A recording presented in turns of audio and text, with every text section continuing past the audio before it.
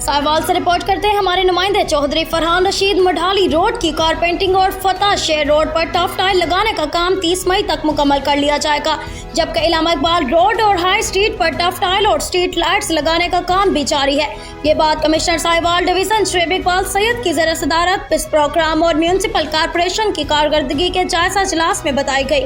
इजलास में additional commissioner coordination Shafiq Ahmed Dogar, chief officer corporation Ishfaq Ahmed और पिस प्रोग्राम के सिटी मैनेजर मोहम्मद असजद खान समेत दीगर मुतल्लिका हकाम ने शिरकत की।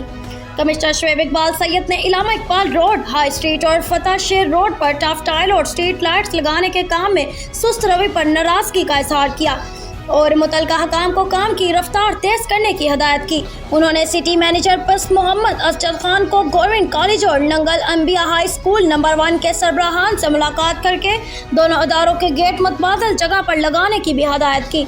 उन्होंने मजीद कहा कि मढ़ाली रोड पर तजावुज़ात को रोजाना की बुनियाद पर हटाया जाए।